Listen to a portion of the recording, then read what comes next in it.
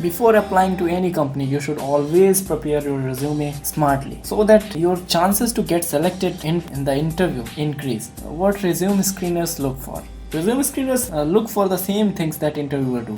Are you smart? Can you code? That means that you should present your resume to show those two things. Your love of tennis, traveling, or magic cards won't do much to show that. So it's likely just wasting space. Keep in mind that recruiters only spend a fixed amount of time, about 20 seconds, looking at your resume. If you limit the content to the best, most impressive, most relevant items, they'll jump out at the recruiter.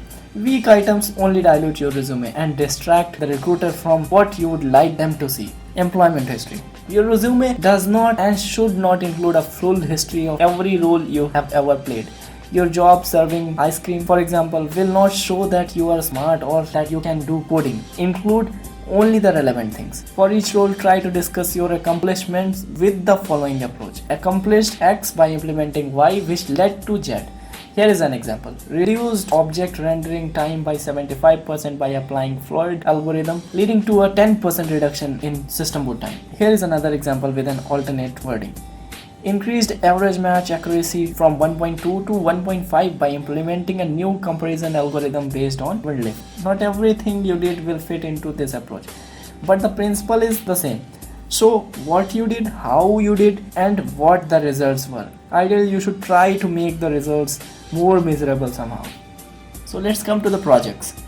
Almost every candidate has some projects, even if they are just academic projects. List them on your resume. I recommend putting a section called projects on your resume and list 2 to 4 most significant projects.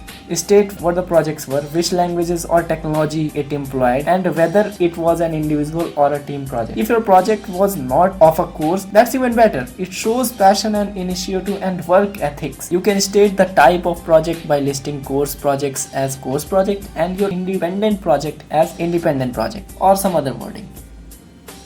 Let's come to programming language and software. Softwares. Generally speaking, I do not recommend listing that you are familiar with Microsoft Word. Everyone is, and it just dilutes the real information. Familiarity with developer specific or highly technical software, for example Eclipse, Visual Studio, Linux, can be useful, but it often doesn't make much of difference. Languages. Knowing which languages to list on your resume is always a tricky thing. Do you list everything you have ever worked with, or only the ones that you are more comfortable with, even though that might only be 1 or 2 languages? I recommend the following approach.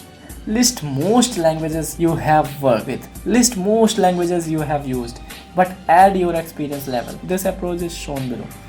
Languages. Java, expert. C++, proficient. JavaScript, prior experience, etc. So there is an advice for non-native English speakers or internationals. Proofreading. Some companies will just throw out your resume because of typo. Please get at least one native English speaker to proofread your resume. You should not make any mistake in your resume, even the typo one. Personal information. For US position, do not include age, marital status, or nationality.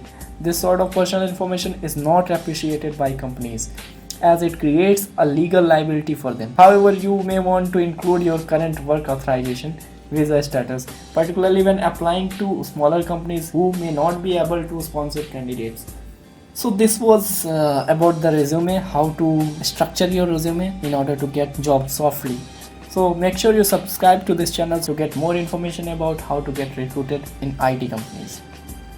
Okay, thank you for watching.